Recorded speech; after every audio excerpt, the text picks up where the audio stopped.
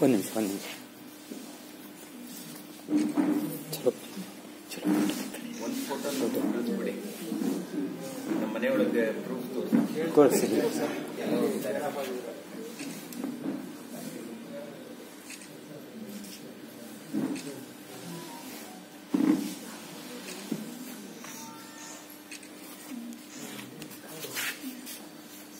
ಪಂಚತಂತ್ರದ ಕಥೆನ ಮತ್ತೆ ಅರ್ಥಶಾಸ್ತ್ರದ ವಿವರಿಸಿದ್ದಾರೆ. ಈಗ G.A. ಹೆಗ್ಡೆ ಸೌಂದ ಪ್ರೊಫೆಸರ್ ಅವರ ಒಂದು ಸಂಕ್ಷಿಪ್ತ ಪರಿಚಯವನ್ನ ನಾನು ಮಾಡಿಕೊಡ್ತೇನೆ. ಇವರು ಸಿರ್ಸಿಯ ವಿಶಾಲನಗರದ ನಿವಾಸಿಗಳು. ಗೋವಾ ಸರ್ಕಾರದ ಉನ್ನತ ಶಿಕ್ಷಣ ಇಲಾಖೆಯಲ್ಲಿ ಪ್ರಾಧ್ಯಾಪಕರಾಗಿ, ಪ್ರಾಚಾರ್ಯರಾಗಿ, ಕರ್ನಾಟಕದಲ್ಲಿ ವಿದೇಶ ಆಫ್ರಿಕಾ ಯೂನಿವರ್ಸಿಟಿಯಲ್ಲಿ ಡೀನ್ ಆಗಿ ಸೇವೆ ಸಲ್ಲಿಸಿದ್ದಾರೆ. ಶಿಕ್ಷಣ ತಜ್ಞರು, ಪ್ರತಿಭಾವಂತರು. ಕನ್ನಡದಲ್ಲಿ 13 ಗ್ರಂಥಗಳನ್ನು, ಇಂಗ್ಲಿಷ್ನಲ್ಲಿ 3 ಗ್ರಂಥಗಳನ್ನು ಬರೆದ ಸಾಹಿತಿಗಳು ಮತ್ತು ಕವಿಗಳು. ನಾಡಿನ ವಿವಿಧ ಪತ್ರಿಕೆಗಳಲ್ಲಿ 600ಕ್ಕೂ ಹೆಚ್ಚು ಅಂಕಣ ಲೇಖನವನ್ನ ಬರೆದಿದ್ದಾರೆ. ಅಂಕಣಕಾರ. ಪ್ರಸ್ತುತ ಸಿರಿಸಿಯ ಲೋಕಧ್ವನಿಯಲ್ಲಿ ಬರುತ್ತಿರುವ ಇವರ ಅಂಕಣ ಸಂಸ್ಕೃತಿ ಸೌರಭ ಜನಪ್ರಿಯತೆಯನ್ನ ಗಳಿಸಿದೆ. ಡಾಕ್ಟರ್ ಶಿವರಾಮ್ ಕಾರಂತರವರ ಮಾರ್ಗದರ್ಶನದಲ್ಲಿ ಉಡುಪಿಯ MJM ಯಕ್ಷಗಾನ ಕಲಾ ಕೇಂದ್ರದಲ್ಲಿ ಫಿಲೋಸಫಿ ಪಡೆದು ಯಕ್ಷಗಾನವನ್ನು ಶಾಸ್ತ್ರೋಕ್ತವಾಗಿ ಕಲಿತವರು. ಯಕ್ಷಗಾನ ಲೇಖಕರು, ಪ್ರಸಂಗಕರ್ತರು, ಅರ್ಥಧಾರಿಗಳು ಮತ್ತು ಯಕ್ಷಗಾನ ವಿದ್ವಾಂಸರು. ಯಕ್ಷ ಶುಭೋದಯ ಸಂಘಟನೆಯ ಅಧ್ಯಕ್ಷರು. ಯಕ್ಷಗಾನ ವಿದ್ವಾಂಸಕರಾಗಿ ಆಸ್ಟ್ರೇಲಿಯಾ ವಿಶ್ವ ಕನ್ನಡ ಸಮ್ಮೇಳನದಲ್ಲಿ ಆಹ್ವಾನಿತರಾಗಿ ಯಕ್ಷಗಾನ ಪ್ರಾತ್ಯಕ್ಷಿಕೆ ನೀಡಿದ ಯಕ್ಷಗಾನ ವಿದ್ವಾಂಸರು. ವಿಶ್ವಮಾನ್ಯ ಕನ್ನಡಿಗ ಪ್ರತಿಷ್ಠಿತ ಪ್ರಶಸ್ತಿಗೆ ಇವರು ಪಾತ್ರರಾಗಿದ್ದಾರೆ. 50ಕ್ಕೂ ಹೆಚ್ಚು ದೇಶಗಳನ್ನು ಸುತ್ತಾಡಿದ ಅನುಭವಿಗಳು. ರಾಜ್ಯ ಮಟ್ಟದ, ರಾಷ್ಟ್ರ ಮಟ್ಟದ ಹಲವು ಪ್ರತಿಷ್ಠಿತ ಪ್ರಶಸ್ತಿಗಳ ಇವರನ್ನ ಅರಸಿ ಬಂದಿದ್ದು 100 ಸನ್ಮಾನಗಳಿಗೆ ಇವರು ಭಾಜನರಾಗಿದ್ದಾರೆ. ಇತಿಹಾಸ ಪ್ರಸಿದ್ಧ ಬನವಾಸಿ ದೇವಾಲಯದ ಮಾಜಿ ಟ್ರಸ್ಟಿಗಳು ಇವರು, ಅಂದ್ರೆ ಧರ್ಮದರ್ಶಿಗಳಾಗಿದ್ದಾರೆ. ಅಂತಾರಾಷ್ಟ್ರೀಯ ಸಾಮಾಜಿಕ ಸಂಸ್ಥೆ ಲಯನ್ಸ್ ಕ್ಲಬ್ನಲ್ಲಿ ಅಧ್ಯಕ್ಷರಾಗಿ, ನಿರ್ದೇಶಕರಾಗಿ, ರಾಷ್ಟ್ರ ಮತ್ತು ರಾಜ್ಯ ಮಟ್ಟದಲ್ಲಿ ವಿವಿಧ ಪ್ರತಿಷ್ಠಿತ ಶೈಕ್ಷಣಿಕ, ಸಾಮಾಜಿಕ ಮತ್ತು ಸಾಂಸ್ಕೃತಿಕ ಸಂಸ್ಥೆಗಳಲ್ಲಿ ಪದಾಧಿಕಾರಿಗಳಾಗಿ ಗುರುತಿಸಿಕೊಂಡ ಬಹುಮುಖ ಪ್ರತಿಭೆಯ ಬಹು ಉನ್ನತ ವ್ಯಕ್ತಿಗಳು. ಇತ್ತೀಚೆಗೆ ನೂತನ ಮಾದರಿಯ ಪುರಾಣ ಪುಣ್ಯ, ಕಥನ ವೈಭವ, ಯಕ್ಷಗಾನ ಮತ್ತು ಕೀರ್ತನಾ ಶೈಲಿ ಮಿಶ್ರಿತ ಏಕ ವ್ಯಕ್ತಿ ಸಾಂಸ್ಕೃತಿಕ ಪ್ರವಚನ ಕಾರ್ಯಕ್ರಮವನ್ನ ಸಾಂಸ್ಕೃತಿಕ ಲೋಕಕ್ಕೆ ಪರಿಚಯಿಸಿ ರಾಜ್ಯಾದ್ಯಂತ ಕಾರ್ಯಕ್ರಮವನ್ನ ನೀಡುತ್ತಿರುವ ಕಲಾವಿದರು ಇವರು. G.A. ಹೆಗ್ಡೆ ಸೌಂದಾರ್ ಅವರು ಶಿಕ್ಷಣ ತಜ್ಞರು, ಸಾಹಿತಿಗಳು, ಯಕ್ಷಗಾನ ವಿದ್ವಾಂಸರು, ಕಲಾವಿದರು. ಇಂದು ಅವರು ತಮ್ಮ ಮುಂದೆ ಪುರಾಣ ಕಥನ ವೈಭವ ಲಕ್ಷ್ಮೀ ಸ್ವಯಂವರ ಇದನ್ನ ಪ್ರಸ್ತುತಪಡಿಸ್ತಾ ಇದ್ದಾರೆ.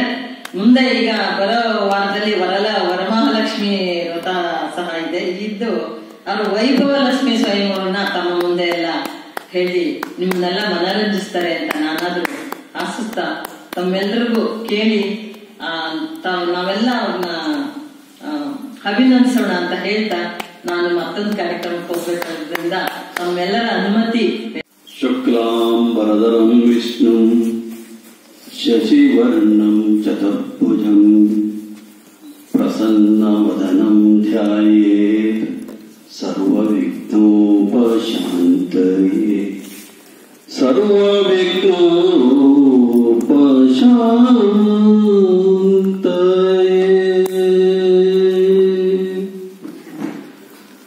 ಸಭೆಯಲ್ಲಿ ಉಪಸ್ಥಿತರಿರುವ ಎಲ್ಲ ಗಣ್ಯ ಮಹೋದಯರುಗಳೇ, ಸಭಾಧ್ಯಕ್ಷ ವೆಂಕಟೇಶ್ ಅವರೇ, ಕಾರ್ಯಕ್ರಮದ ರೂವಾರಿ ವಿಶ್ವೇಶ್ವರ ಗಾಯತ್ರಿ ಮತ್ತವರ ಬಳಗದವರೇ, ನೀವೆಲ್ಲ ಸೇರಿ ಗಜಿಬಿಜಿಯ ಬೆಂಗಳೂರಿನ ಈ ವಾತಾವರಣದಲ್ಲಿಯೂ ಸಾಹಿತ್ಯ ಸಾಂಸ್ಕೃತಿಕ ವೈಭವಕ್ಕೆ ಪೂರಕವಾಗಿ ಪ್ರೇರಕವಾಗಿ ಇಂತಹ 10 ಹಲವು ಕಾರ್ಯಕ್ರಮಗಳನ್ನು ನೀಡುತ್ತಾ ಬಂದಿರುವುದು ನಿಜಕ್ಕೂ ಒಂದು ಅದ್ಭುತವಾದ ಕೆಲಸ. ಯುವ ಪ್ರತಿಭೆಗಳಿಗೆ ಇದು ಒಂದು ವೇದಿಕೆಯೂ ಆಗಿದೆ. ಇಂತಹ 10 ಹಲವು ಕಾರ್ಯಕ್ರಮಗಳು ನಿಮ್ಮೆಲ್ಲರ ಸಹಕಾರದಿಂದ ಸಂಪನ್ನಗೊಂಡು ನಡೀತಾ ಇರಲಿ ಎಂದು ಆಶಿಸುತ್ತಾ, ನಿಮ್ಮೆಲ್ಲರ ಇಚ್ಛೆಯನ್ನು ಸದಿಚ್ಛೆಯನ್ನು ಜೊತೆಗೆ ನನ್ನ ಆಶಯ ನಿಮ್ಮೆಲ್ಲರ ಸದಾಶಯ, ನಿಮ್ಮೆಲ್ಲರ ಆಶೀರ್ವಾದ, ಇದರ ಒಂದು ಹಿನ್ನೆಲೆಯಲ್ಲಿ ಇವತ್ತು ಇಲ್ಲಿ ನಾನು ನಿಮ್ಮ ಮುಂದೆ ಲಕ್ಷ್ಮೀ ಸ್ವಯಂವರದ ಕುರಿತಾಗಿ ಒಂದು ಆಖ್ಯಾನವನ್ನ ವ್ಯಾಖ್ಯಾನಿಸುತ್ತಾ ಇದ್ದೇನೆ. ಇದು ಪೂರ್ವಜನ್ಮದ ಪುಣ್ಯ ಸುಕೃತ ಎಂದೇ ನಾನು ಭಾವಿಸಿ ಈ ವಾಕ್ಸೇವೆಯನ್ನ, ಈ ವಾಕ್ಪುಷ್ಪವನ್ನ ಸಹೃದಯ ಸಜ್ಜನ ಜ್ಞಾನಿಗಳಿಗೆ ಅರ್ಪಿಸುತ್ತಾ ಇದ್ದೇನೆ. ಬಹುಶಃ ನೀವೆಲ್ಲ ಜೀವನದಲ್ಲಿ ಸಾಕಷ್ಟು ಅನುಭವಗಳನ್ನು ಪಡೆದು ಅನುಭವದಿಂದ ವೃದ್ಧರಾಗಿ ಜ್ಞಾನಿಗಳಾಗಿದ್ದೀರಿ. ನಿಮಗೆ ಗೊತ್ತಿಲ್ಲದ, ನಿಮಗೆ ತಿಳಿಯದ ಸಂಗತಿಗಳನ್ನು ಬಹುಶಃ ನಾನು ಹೇಳಲಿಕ್ಕಿಲ್ಲ. ನಿಮಗೆ ತಿಳಿದಿರುವ ಸಂಗತಿಗಳನ್ನೇ ಮತ್ತೊಮ್ಮೆ ಮಗದೊಮ್ಮೆ ನೆನಪಿಸುವ ಕಾರ್ಯವನ್ನು ನಾನು ಮಾಡ್ತಾ ಇದ್ದೇನೆ ಎಂದು ನಾನು ವಿನಮ್ರನಾಗಿ ಭಾವಿಸುತ್ತೇನೆ. ನಾನು ಸಂಗೀತಗಾರನೂ ಅಲ್ಲ, ಸಂಸ್ಕೃತವನ್ನು ಆಳವಾಗಿ ಅಧ್ಯಯನ ಮಾಡಿದ ಪಾಂಡಿತ್ಯ ಇರುವವನೂ ಅಲ್ಲ. ಹೇಳಿಕೆಯಲ್ಲಿ ನಾನು ಕಾಮರ್ಸ್ ಓದಿ ಮ್ಯಾನೇಜ್ಮೆಂಟ್, ಬಿಸಿನೆಸ್ ಮ್ಯಾನೇಜ್ಮೆಂಟ್, ನಿರ್ವಹಣಾ ಶಾಸ್ತ್ರ ತಜ್ಞನಾಗಿ ಪಾಠ ಮಾಡಿದ್ದೇನೆ, ಪ್ರಾಚಾರ್ಯನಾಗಿದ್ದೇನೆ. ಒಂದು 4-5 ಜನ PhD ವಿದ್ಯಾರ್ಥಿಗಳಿಗೆ ನನ್ನ ಒಂದು ಮಾರ್ಗದರ್ಶನದಲ್ಲಿ ಡಾಕ್ಟರೇಟ್ ಸಿಕ್ಕಿದೆ. ಇಷ್ಟು ಬಿಟ್ಟರೆ ಆದರೆ ಸ್ವಲ್ಪ ಒಂದು ಸಾಂಸ್ಕೃತಿಕವಾದ ಯಕ್ಷಗಾನ ಕಲೆಯಲ್ಲಿ ಆಸಕ್ತಿ ಇರುವ ನಾನಾಗಿದ್ದರಿಂದ ಈ ಒಂದು ಇವತ್ತಿನ ಈ ವ್ಯಾಖ್ಯಾನವನ್ನ ಪುರಾಣ ಪ್ರವಚನ, ಭಾಷಣ, ಕೀರ್ತನೆ ಮತ್ತು ಯಕ್ಷಗಾನ ಈ 4 ಮಾಧ್ಯಮಗಳನ್ನ ಮೇಳೈಸಿ ಆಖ್ಯಾನದ ವ್ಯಾಖ್ಯಾನವನ್ನು ಮಾಡಲಿಕ್ಕೆ ಒಂದು ಪ್ರಯತ್ನವನ್ನು ನಾನು ಮಾಡ್ತೇನೆ. ಇಂತಹ ಕಾರ್ಯಕ್ರಮಗಳು ತುಂಬಾ ನಡೆದಿಲ್ಲ. ನಾನು ಮಂತ್ರಾಲಯದಲ್ಲಿ ಒಂದು ರಾಮ ಪರಂಧಾಮ ಮಾಡಿದ್ದೆ, ಸಿರಸಿ ಮಾಲಿಕಾಂಬದಲ್ಲಿ ದೇವಿ ಮಹಾತ್ಮೆ, ಮತ್ತೊಂದು ಕಡೆ ಪಾರ್ಥಸಾರಥ್ಯ, ಮತ್ತೊಂದು ಕಡೆ ವಿದುರಾದಿತ್ಯ, ಹೀಗೆ ಎಲ್ಲ ಬೇರೆ ಬೇರೆ ಕಡೆಗೆ ಬೇರೆ ಬೇರೆ ಕಥೆಗಳು.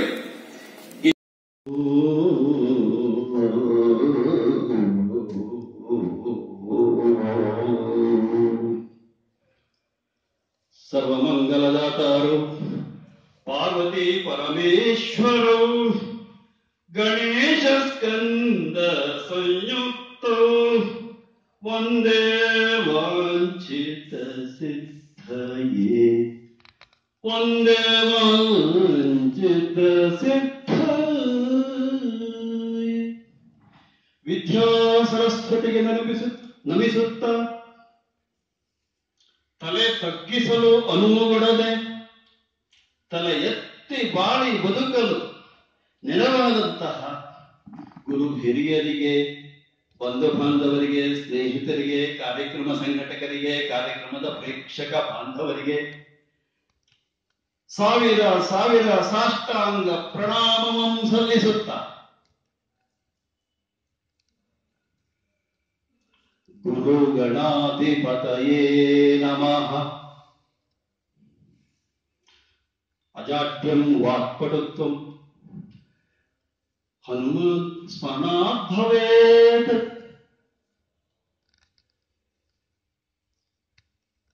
ಮುಖ್ಯ ಪ್ರಾಣನನ್ನು ನೆನಪಿಸಿಕೊಳ್ಳುತ್ತಾ ಮತ್ತೊಮ್ಮೆ ಮಗದೊಮ್ಮೆ ಸಭೆಗೆ ವಂದಿಸುತ್ತಾ ಇಂದಿನ ಆಖ್ಯಾನ ಲಕ್ಷ್ಮೀ ಸ್ವಯಂವರ. ಇದಕ್ಕೆ ಒಂದು ಮುನ್ನುಡಿ ಬರೆಯುತ್ತಾ ಮುನ್ನೋಟವನ್ನ ಕೊಡ್ತೇನೆ. ನೀವೆಲ್ಲ ಕೇಳಿದ್ದೀರಿ, ಲಕ್ಷ್ಮೀ ಸ್ವಯಂವರ ಅಂದರೆ ಸಮುದ್ರದ ಮಥನದ ಕಥೆಯಲ್ಲಿ ಬರುವಂತದ್ದು. ಹಾಗಾಗಿ ಲಕ್ಷ್ಮೀ ಸ್ವಯಂವರ ಅಂದರೆ ಸಮುದ್ರ ಮಥನದ ಕಥೆಯೂ ಹೌದು. ಅದಿಲ್ಲದೆ ಲಕ್ಷ್ಮಿ ಹುಟ್ಟುವುದಿಲ್ಲ. ಹೀಗಾಗಿ ನಿಮ್ಮೆಲ್ಲರನ್ನ ವ್ಯಾಖ್ಯಾನದ ಈ ನೆಲೆಯಲ್ಲಿ ಸ್ವರ್ಗಕ್ಕೆ ಕರೆದುಕೊಂಡು ಹೋಗ್ತಾ ಇದ್ದೇನೆ. ಬನ್ನಿ ಬನ್ನಿ, ನನ್ನೊಡನೆ ಬನ್ನಿ. ಸ್ವರ್ಗದ ಸುಧರ್ಮ ಸಭೆ.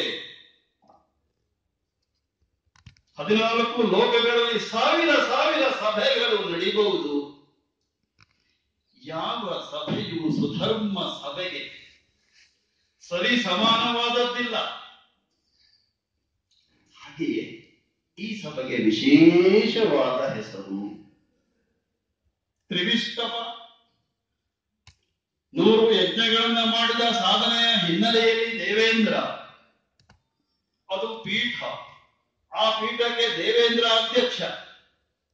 ಒಂದೊಂದು ಮನ್ವಂತರದಲ್ಲಿ ಒಬ್ಬೊಬ್ಬ ಇಂದ್ರ. ಇದು ಪ್ರತೀತಿಯಾಗಿದೆ. ಹೀಗಾಗಿ ಸುಧರ್ಮ ಸಭೆಯಲ್ಲಿ ಓಲಗವನ್ನು ಕೊಟ್ಟಂತಹ ದೇವೇಂದ್ರ ಅತ್ಯಂತ ಸಂತೋಷದಲ್ಲಿ ಇದ್ದಾನೆ, ಅತ್ಯಂತ ಸಂಭ್ರಮದಲ್ಲಿ ಇದ್ದಾನೆ. ರಕ್ಕಸರ ಕೊಂದೆವಲ್ಲ, ಬಂದ ರಕ್ಕಸರ ಕೊಂದೆವಲ್ಲ, ಸಂತೋಷವನ್ನು ಪಡೆದೆವಲ್ಲ, ಸಂತತವ ನಾವು ಪಡೆದೆವಲ್ಲ, ನಮಗೆ ಸರಿ ಸಮಯೂ ಇಲ್ಲ, ನಮಗೆ ಯಾರು ಸರಿಯಿಲ್ಲ, ಸರಿಸಮ ಇಲ್ಲ. ಹೀಗೆ ಅತ್ಯಂತ ಸಂತೋಷದಲ್ಲಿ ಸಭೆಯಲ್ಲಿದ್ದಾರೆ. ಇತ್ತಲಾಗಿ ಭೂಲೋಕದಲ್ಲಿ ತಪಸ್ಸನ್ನು ಮಾಡ್ತಾ ಇದ್ದಂತಹ ದುರ್ವಾಸರಿಗೆ ಇದ್ದಕ್ಕಿದ್ದಲ್ಲೇ ಒಮ್ಮೆಲೆ ಎಚ್ಚರವಾಯಿತು. ದುರ್ವಾಸರು ಒಂದು ಹಾಗೆ ಅತ್ರಿಸುತ್ತಾರೆ. ತಪಸ್ಸಿಗೆ ಕುಳಿತರೆ ಸಾವಿರ ಸಾವಿರ ಸಾವಿರ ವರ್ಷಗಳ ಕಾಲ ತಪಸ್ಸು ಮಾಡುವವರು. ಸುಟ್ಟು ಬಂದರೆ ಶಾಪ ಕೊಡುವವರು. ಕೆಲವು ಮನೀಷಿಗಳೇ ಹಾಗೆ. ಎಷ್ಟೊತ್ತಿಗೆ ಅವರಿಗೆ ಸಿಟ್ಟು ಬರ್ತದೆ, ಎಷ್ಟೊತ್ತಿಗೆ ಏನ್ ಮಾಡ್ತಾರೆ, ಏನ್ ಶಾಪ ಕೊಡ್ತಾರೆ ಹೇಳಲಿಕ್ಕೆ ಗೊತ್ತಾಗುದಿಲ್ಲ. ಒಂದು ದೃಷ್ಟಾಂತ ಹೇಳ್ತೇನೆ ದುರ್ವಾಸರ ಸ್ವಭಾವದ ಕುರಿತಾಗಿ. ಅದೊಂದು ಘೋರಾರಣ್ಯ, ಮುಸ್ಸಂಜೆಯ ಸಮಯ. ಮಿಂಚು ಹುಳುಗಳು ಗುಂಪು ಗುಂಪಾಗಿ ಮಿಂಚನ್ನ ಪ್ರಕಟಿಸುತ್ತಾ ಮಿಂಚುತ್ತಿದ್ದಾರೆ. ಈ ಮಿಂಚು ಹುಳುವಿಗೆ ಅದರ ಕುಂಡೆಯಲ್ಲಿ ಏರ್ಬೆಳಕು. ಮಲೆನಾಡಿನಲ್ಲಿ ಇದಕ್ಕೆ ಕುಂಟು ಬೆಳಕು ಅಂತ ಹೇಳ್ತಾರೆ. ಈ ಮಳೆಗಾಲ ಆರಂಭವಾಗುವ ಹೊತ್ತಿಗೆ ಅವು ನೂರಾರು ಈ ಮಿಂಚು ಹುಳುಗಳು ಮರದಲ್ಲಿ ಕುಳಿತರೆ ನಾವು ಪೇಟೆಯ ಮನೆಗೆ ಬಲ್ಬಿನ ಮಾಲೆ ಹಾಕ್ತಾರೆ ಹಾಗೆ ಕಾಣುತ್ತೆ ಅಂತಹ ಮಿಂಚು ಹುಳು. ಅದೇ ಅರಣ್ಯದಲ್ಲಿ ಇದ್ದಂತಹ ಘೋರ ಸರ್ಪವೊಂದು ಬುಸುಗುಡುತ್ತಾ ಬಂತು. ಒಂದು ಮಿಂಚು ಹುಳವನ್ನ ಕಂಡಿತು, ಅದರ ಬೆನ್ನಟ್ಟಿ ಹೋಯಿತು. ಮಿಂಚುಹುಳು ಪ್ರಶ್ನಿಸಿತು, ನಾನು ನಿನ್ನ ಆಹಾರದ ಸರಪಳಿಯಲ್ಲಿ ಇದ್ದವನಲ್ಲ. ನಿನ್ನ ಆಹಾರ ನಾನು ನಿನ್ನ ವೈರಿಯಲ್ಲ, ನಿನ್ನ ಕೇಡನ್ನು ಬಯಸಿದವನೂ ಅಲ್ಲ. ಈ 3 ಪ್ರಶ್ನೆಗೆ ಉತ್ತರ ಕಂಡುಕೊಂಡ್ರೆ ನನ್ನನ್ನ ತಿನ್ನಬಾರದು, ನನಗೆ ತಾಪತ್ರಯ ನೀಡಬಾರದು ಹೇಳುವ ಒಂದು ಜ್ಞಾನ ನಿನಗೆ ಬರಬಹುದಲ್ಲ ಅಂತ ಪ್ರಶ್ನಿಸಿತು. ಹಾವಿಗೂ ಸಿಟ್ಟು ಬಂತು. ಆ ಪ್ರಶ್ನೆಗೆ ಉತ್ತರ ನಾನು ಕೊಡೋದಿಲ್ಲ. ಒಂದೇ ಒಂದು, ನೀನು ಮಿಂಚುವುದನ್ನ ನಿಲ್ಲಿಸು, ನೀನು ಮಿಂಚುವುದನ್ನ ನಿಲ್ಲಿಸು, ನನಗೆ ಸಮಾಧಾನ ಆಗ್ತದೆ, ನಿನ್ನನ್ನು ಬಿಡ್ತಾ ಇದ್ದೇನೆ ಅಂತ. ಆಗ ಹೇಳಿತು, ಮಿಂಚುವುದನ್ನು ನಾನು ಬಿಡುವುದಿಲ್ಲ, ನನಗೆ ಅದು ಕರ್ಮ, ಅದು ಪ್ರಕೃತಿ. ಮಿಂಚುವುದನ್ನು ನಾನು ಬಿಟ್ಟರೆ ಅದು ವಿಕೃತಿ ಆಗ್ತದೆ ಅಂತ ಹೇಳಿತು. ಮರದ ಮೇಲೆ ಹೋಗಿ ಮರದ ಎತ್ತರದಲ್ಲಿ ಕುಳಿತುಕೊಂಡಿತು. ಹಾವು ಬುಸುಗುಡುತ್ತಾ ಹಿಂದೆ ಸರಿಯಿತು. ಮತ್ತೆ ಹೇಳಿತು, ನಿನ್ನ ಹಾಳಾಗಿ ಹೋಗು, ಇನ್ನೊಮ್ಮೆ ಸಿಕ್ಕದಾಗ ನಿನ್ನನ್ನು ತಿಂದು ಹಾಕ್ತೇನೆ ಅಂತ ಹೇಳಿ ಹಾವು ಬಂತು. ಹೇಗೆ ಹಾವಿಗೆ ಸಿಟ್ಟು ಬಂತೋ ಯಾವುದನ್ನು ಕಂಡ ಒಮ್ಮೊಮ್ಮೆ ಯಾರಿಗೂ ಆಗುವುದಿಲ್ಲ. ಪ್ರಕೃತಿಯ ವಿರುದ್ಧ ಆದರೂ ಅಡ್ಡಿಲ್ಲ. ಕೆಲವೊಮ್ಮೆ ಯಾವುದೋ ಒಂದು ಒಳ್ಳೆಯದೇ ಸಂಘಟಿಸ್ಲಿಕ್ಕಿರ್ತದೆ, ಅದಕ್ಕಾಗಿಯೂ ಸಹ ಶಾಪ ಕೊಡುವ ಪ್ರಸಂಗ ಬರ್ತದೆ. ಶಾಪ ವೃತ್ತ ಅಂತ ನಡೀತದೆ.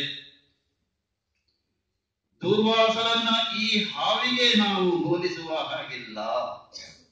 ದುರ್ವಾಸರ ಸಿಟ್ಟು ಬರ್ತದೆ, ಶಾಪ ಕೊಡ್ತಾರೆ, ಅಲ್ಲಿಂದ ಯಾವುದೋ ಒಂದು ಘಟನೆಗೆ ಅದು ಪ್ರೇರಣೆ ಆಗ್ತದೆ, ದೈವಿ ಸಂಕಲ್ಪ. ಅಂತಹ ದುರ್ವಾಸರು ವಿಷ್ಣುವಿದ್ದಲಿಗೆ ಬರ್ತಾರೆ ವೈಕುಂಠಕ್ಕೆ. ಅಕುಂಠಿತವಾದ ವೈಕುಂಠ. ವಿಷ್ಣುವನ್ನ ಮಾತಾಡಿಸ್ತಾರೆ, ಪೂಜೆ ಮಾಡ್ತಾರೆ. ಶಾಂತಾಕಾರಂ ಭುಜಗಶಯನಂ ವಿಶ್ವಾಧಾರಂ ಗಂಗಾಧರಶಂ ಮೇಘವರ್ಣಂ ಶುಭಾಂಗಂ ಲಕ್ಷ್ಮೀಕಾಂತಂ ಕಮಲಾಯಂ ಯೋಗಿರ ಧ್ಯಾನಗಿನಂ ವಂದೇ ವಿಷ್ಣು ಭೋಗಯಂ ಸರ್ವಲೋಕೈಕನಾಥಂ ಸರ್ವಲೋಕೈಕನಾಥಂ. ವಿಷ್ಣುಂ ಭಜೆ ವಿಷ್ಣುಂ ಭಜೆ ವಿಷ್ಣುಂ ಭಜೆ. ವಿಷ್ಣುವಿನ ಭಜನೆ ಮಾಡಿದರು. ವಿಷ್ಣುವಿಗೆ ಸಂತೋಷವಾಯಿತು. ನೀವು ಬಂದದ್ದು ಅತ್ಯಂತ ಸಂತೋಷವಾಯಿತು. ಭೋಜನ ಸಿದ್ಧವಾಗಿದೆ, ಆತಿಥ್ಯ ಸ್ವೀಕರಿಸಬೇಕು. ಆಯಿತು. ಆತಿಥ್ಯ ಸ್ವೀಕರಣೆ ಮುಗಿದ ಮೇಲೆ ವಿಷ್ಣು ಸಂತೃಪ್ತನಾಗಿ ಒಂದು ವರ್ಣ ಮಾಲಿಕೆಯನ್ನ ಕೊಡ್ತಾನೆ. ಪುಷ್ಪದ ಮಾಲೆ ಇಟ್ಕೊಳ್ಳಿ. ಒಂದು ಮಾಲೆಯನ್ನ ಕೊಡ್ತಾನೆ ದುರ್ವಾಸರಿಗೆ. ತಥಾಸ್ತು ಪ್ರಸಾದ ರೂಪೇಣ. ಅದನ್ನ ಸ್ವೀಕರಿಸಿದಂತಹ ದುರ್ವಾಸ ಋಷಿಗಳು, ಆಯ್ತು, ಪೂಜೆ ಆಯ್ತು, ಊಟ ಆಯ್ತು, ಪ್ರಸಾದ ಆಯ್ತು, ನನಗೆ ಇನ್ನೇನು ಕೆಲಸ, ಬರ್ತೇನೆ ಅಂತಂದ್ರು. ಆಶೀರ್ವಾದ ತಕ್ಕೊಂಡು ಕೈಲಾಸಕ್ಕೆ ಬಂದರು. ಕೈಲಾಸಕ್ಕೆ ಬಂದು ಈಶ್ವರನಲ್ಲಿ ಪ್ರಾರ್ಥನೆ ಮಾಡಿ ವೈಕುಂಠಕ್ಕೆ ಬಂದ ವಿಷಯವನ್ನೆಲ್ಲ ಹೇಳಿದರು. ವಿಷ್ಣು ಕೊಟ್ಟಂತಹ ಮಾಲೆಯನ್ನ ಈಶ್ವರನಿಗೆ ಕೊಡ್ಲಿಕ್ಕೆ ಹೋದ. ಅಯ್ಯೋ, ಎಲ್ಲಾದರೂ ಉಂಟೆ ಸ್ವಾಮಿ, ವಿಷ್ಣು ಕೊಟ್ಟ ಮಾಲೆಯನ್ನ ನೀವು ನನಗೆ ಕೊಡುವುದ? ನಾನು ಅದನ್ನು ಸ್ವೀಕರಿಸಲಿಕ್ಕೆ ಸಾಧ್ಯವೋ? ಹರಿಹರರಲ್ಲಿ ಭೇದವಿರುವುದೇ? ದೈವಿ ಮಹಾತ್ಮೆಯ ಕಥೆಯನ್ನ ನೆನಪಿಸಿದರು. ಹಿಂದೆ ಆದಿಮಾತೆಯ ಎದುರಿಗೆ ನಾವು ಮಾತು ಕೊಟ್ಟವರು. ನಮ್ಮಲ್ಲಿ ಯಾವ ಭೇದವೂ ಇಲ್ಲ. ಈ ಮಾಲೆಯನ್ನ ನಾನು ಸ್ವೀಕರಿಸಿದರೆ ನಾವು ಕೊಟ್ಟದ್ದನ್ನ ನಾವೇ ಪಡೆದ ಹಾಗೆ ಆಗ್ತದೆ ಹೇಳಿ ನಯವಾಗಿ ನಿರಾಕರಿಸಿದರು. ದುರ್ವಾಸರು ಹಾಗಿದ್ರೆ ಬರ್ತೇನೆ ಎಂದರು. ಬ್ರಹ್ಮನಿದ್ದಲ್ಲಿಗೆ ಬಂದರು. ಬ್ರಹ್ಮನಿಗೆ ಆ ಮಾಲೆಯನ್ನು ಕೊಡ್ಲಿಕ್ಕೆ ಹೋದರು. ಬ್ರಹ್ಮದೇವರು ಹೇಳಿದರು, ಹಿರಣ್ಯ ಗರ್ಭನಾಗಿ ಇಂತಹ ಯಾವುದೇ ಇದ್ರೂ ನನ್ನದೇ ಸೃಷ್ಟಿಯಲ್ಲೂ ನಾನೇ ಸೃಷ್ಟಿ ಮಾಡಿದ್ದು, ನಾನೇ ಇದನ್ನು ಯಾರಿಗೋ ಕೊಡೋದು. ಮತ್ತೆ ಇದನ್ನ ನಾನೇ ಸ್ವೀಕಾರ ಮಾಡಿದರೆ ಇದಕ್ಕೆ ಏನು ಅರ್ಥ ಉಂಟಯ್ಯ? ಇದನ್ನು ನಾನು ಸ್ವೀಕಾರ ಮಾಡಲಾರೆ, ತಪ್ಪಾಗಿ ಭಾವಿಸಬೇಡಿ ಅಂತ ಹೇಳಿ ಬ್ರಹ್ಮದೇವರು ನುಡಿಸಿಕೊಂಡ್ರು. ನಿಮ್ಮ ಮೇಲೆ ನನಗೇನೋ ಬೇಸರವಿಲ್ಲ, ನೀವು ದೊಡ್ಡವರು. ಆಮೇಲೆ ನೇರವಾಗಿ ದುರ್ವಾಸರಿಗೆ, ಹೌದಲ್ಲ ತ್ರಿಮೂರ್ತಿಗಳು ಸರಿ, ಅವರು ದುರ್ವಾಸರು ಆ ವಿಷಯವನ್ನ ಒಪ್ಪಿಕೊಂಡ್ರು. ಅವರು ಹೇಳಿದ್ದು ಸರಿ ಉಂಟು. ಯಾಕೋ ಏನೋ ದುರ್ವಾಸರಿಗೆ ದೇವಲೋಕಕ್ಕೆ ಹೋಗೋಣ ಅಂತ ಅನ್ನಿಸ್ತು. ನಮ್ಮ ಹಾಗೆ ಅವರಿಗೆ ಹೋಗಲಿಕ್ಕೆ ಕಷ್ಟ ಉಂಟ? ಮನೋವೇಗದಲ್ಲಿ ಸ್ವರ್ಗಕ್ಕೆ ಹೋಗ್ತೇನೆ ಎಂದು ಮನಸ್ಸಂಕಲ್ಪ ಮಾಡಿದ್ರೆ ಸಾಕು. ನಾವೆಲ್ಲ ಮನಸ್ಸಂಕಲ್ಪ ಸಿದ್ಧಿರಸ್ತು ಅಂತ ಆಶೀರ್ವಾದ ಮಾಡ್ತೇವೆ, ಹಿರಿಯರಾಗಿ ಕಿರಿಯರಿಗೆ ಆಶೀರ್ವಾದ ಮಾಡ್ತೇವೆ. ನಾವು ಹೇಳಿದಂತಹ ಅಥವಾ ನಾವು ಬಯಸಿದಂತಹ ಆ ಮನಸ್ಸಂಕಲ್ಪ ಅವರಿಗೆ ಸಿದ್ಧಿ ಆಗ್ತದೋ ಬಿಡ್ತದೋ ಹೇಳೋದು ನಮಗೆ ಗೊತ್ತಿರುವುದಿಲ್ಲ. ಆದರೆ ಒಳ್ಳೆಯ ವಿಚಾರವನ್ನು ಹೇಳಬೇಕು, ಒಳ್ಳೆಯ ವಿಚಾರವನ್ನು ಮಾಡಬೇಕು, ಒಳ್ಳೆಯ ಮನಸ್ಸನ್ನು ಹೊಂದಬೇಕು. ಬೆಳಕಿನಲ್ಲಿ ನಾವಿರಬೇಕು, ಬೆಳಕನ್ನು ನಾವು ಸೃಷ್ಟಿಸಬೇಕು, ಕತ್ತಲೆಯನ್ನು ನಾವು ಓಡಿಸಬೇಕು. ಸಂತೋಷಂ ಜನಯೇತ್ ಪ್ರಾಜ್ಞಂ, ಪ್ರಾಜ್ಞರಾದವರು ಸಂತೋಷವನ್ನ ಜನರಿಗೆ ನೀಡಬೇಕು. ಹೀಗೆ ಅದೆಷ್ಟೋ ಆಶಯಗಳನ್ನ ಹೊತ್ತು ನಾವು ಆಶೀರ್ವದಿಸುತ್ತೇವೆ. ಆಶೀರ್ವದಿಸಿದಂತಹ ನಮ್ಮ ಸಮಯ, ನಮ್ಮ ಯೋಗ್ಯತೆ, ನಮ್ಮ ಪಾತ್ರತೆ, ಆಶೀರ್ವಾದ ಪಡೆದವರ ಪಾತ್ರತೆ ಎರಡೂ ಸರಿಯಾಗಿದ್ರೆ, ಯೋಗ ಸರಿಯಾಗಿದ್ರೆ ನಾವು ನೀಡಿದ ಆಶೀರ್ವಾದ ದೇವರು ನೀಡಿದ ಆಶೀರ್ವಾದದ ಹಾಗೆ ಋಷಿಮುನಿಗಳು ನೀಡಿದ ಆಶೀರ್ವಾದದ ಹಾಗೆ ಅದು ಫಲಿಸುತ್ತದೆ. ಅದಕ್ಕೆ ಇಂತಹ ಕೆಲವು ನಿಬಂಧನೆಗಳು ಉಂಟು. ದುರ್ವಾಸರಿಗೆ ಮನಸ್ಸಂಕಲ್ಪ, ದೇವಲೋಕಕ್ಕೆ ಹೋಗ್ಬೇಕು ಅಂದ್ರೆ ಆಯ್ತು, 4-5 ಕ್ಷಣಗಳಲ್ಲಿ ದೇವಲೋಕದಲ್ಲಿ ಇರ್ತಾರೆ. ಅಂತಹ ಮಹಿಮೆ ಉಳ್ಳವರು ದುರ್ವಾಸರು ಬಂದ್ರು. ದೇವತೆಗಳೆಲ್ಲ ಅತ್ಯಂತ ಸಂತೋಷದಲ್ಲಿದ್ದಾರೆ. ಯಾಕೆಂದ್ರೆ ಇತ್ತೀಚೆಗೆ ಯಾವ ರಕ್ಕಸರ ಕಾಟವೂ ಇಲ್ಲ, ಬಂದವರನ್ನೆಲ್ಲ ಮರ್ದಿಸಿಯಾಗಿದೆ, ಸುಖವಾಗಿ ಇದ್ದಾರೆ, ಸಂತೋಷದಿಂದ ಇದ್ದಾರೆ. ದೇವೇಂದ್ರ ಒಂದು ಉತ್ಸವ, ವಸಂತೋತ್ಸವ, ವಸಂತ ಮಾಸ ಹಾಗೆ ಕರೆದಿದ್ದಾರೆ. ಎಲ್ಲರೂ ಹೊರಗಡೆ ಹೋಗ್ಬೇಕು, ಸಂತೋಷ ಪಡಬೇಕು, ಬೇಕಾಗಿದ್ದನ್ನು ತಿನ್ನಬೇಕು, ಕುಡಿಯಬೇಕಾದನ್ನು ಕುಡಿಯಬೇಕು. ಅಪ್ಸರೆಯರು ನೃತ್ಯ ಮಾಡಬೇಕು. ದೇವೇಂದ್ರ ಐರಾವತದ ಮೇಲೆ ಶಚಿ ದೇವಿಯೊಂದಿಗೆ ಕುಳಿತುಕೊಂಡಿದ್ದಾನೆ. ಸುತ್ತಲೂ ಅಪ್ಸರೆಯರ ಹಿಂಡು, ಗಂಧರ್ವರ ದಂಡು ಗಾನ ಹಾಡ್ತಾ ಇದ್ದಾರೆ. ಒಟ್ಟಾರೆ ಯಾವ ವೈಭವ ಎಲ್ಲವ ಏನೇನೆಲ್ಲ ಬೇಕೋ ಅದೇ ರೀತಿ ವೈಭವೋಪೇತವಾಗಿ ನಡೀತಾ ಇದೆ. ಎಲ್ಲ ಹೋಗ್ತಾ ಇದ್ದಾರೆ. ಮಧ್ಯದಲ್ಲಿ ದೇವೇಂದ್ರ ಭಾಷಣ ಮಾಡ್ತಾ ಇದ್ದಾನೆ. ಜೀವನವೆನ್ನುವುದು ವೇದನೆಯಲ್ಲ, ಅದೊಂದು ಸಾಧನೆ, ಅದು ಜೀವನದ ಪರಿಶೋಧನೆ, ಅದಲ್ಲವೇ ಸಂಶೋಧನೆ.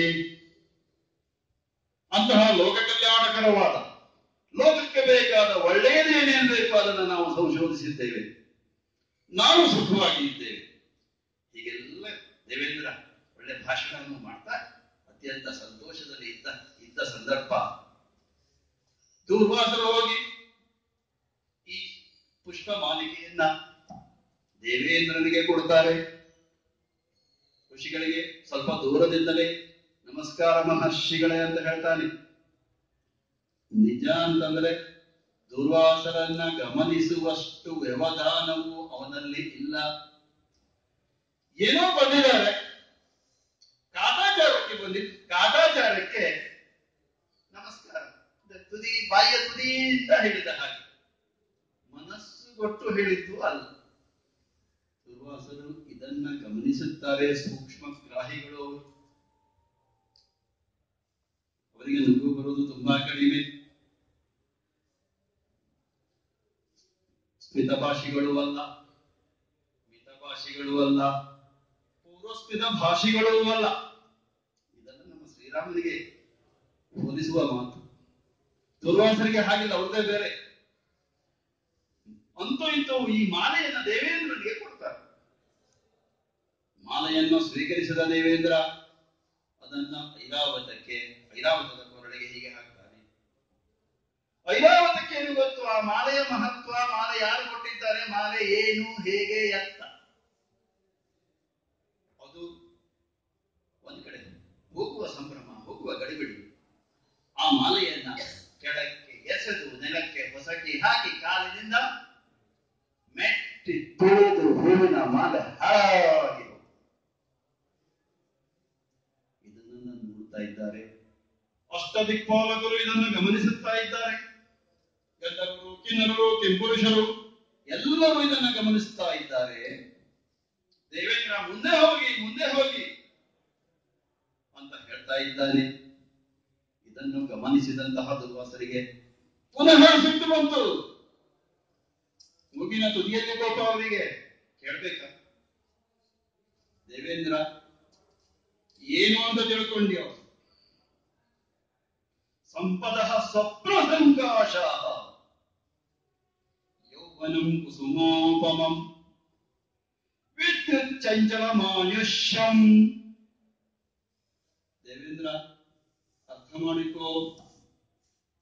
ಏನು, ಯಾರ ಭಯವಿಲ್ಲ, ಸಂಪತ್ತು ಸಾಕಷ್ಟುಂಟು ಎನ್ನುವ ಮದವೋ ನಿನಗೆ, ಗರ್ವವೋ ನಿನಗೆ? ಸಂಪದಃ ಸ್ವಪ್ನಸಂತೋಷ. ಸಂಪತ್ತು, ಗಳಿಸಿದ ಸಂಪತ್ತು, ಇರುವ ಸಂಪತ್ತು, ಗಳಿಸಬಹುದಾದ ಸಂಪತ್ತು ಎಲ್ಲವೂ ರಾತ್ರಿ ಕನಸು ಬಿದ್ದು ಮರುದಿನ ಮರೆತು ಹೋದ ಹಾಗೆ, ಸ್ವಪ್ನದಂತೆ ಅಶಾಶ್ವತ. ನಿನಗೆ ಗೊತ್ತಿಲ್ವೋ? ಅನಿತ್ಯಾನಿ ಶರೀರಾಣಿ ವಿಭವೋ ನೈವ ಶಾಶ್ವತಃ. ಈ ಶರೀರವೇ ನಿತ್ಯವಾದದ್ದು, ಸಂಪತ್ತೆಲ್ಲವೂ ಅಶಾಶ್ವತವಾದದ್ದು. ನಾವು ಗಳಿಸಿದ ಸಂಪತ್ತು ಎಲ್ಲಿ ಶಾಶ್ವತವಾಗಿ ಉಳಿದದೆಯೋ? ನಿನಗಿರುವ ಮದ, ನಿನಗಿರುವ ಸೌಂದರ್ಯ ಮದ, ಶಕ್ತಿಯ ಮದ, ಜನರ ಮದ ಎಲ್ಲವೂ ನನ್ನ ಜೊತೆಗಿದ್ದಾರೆ.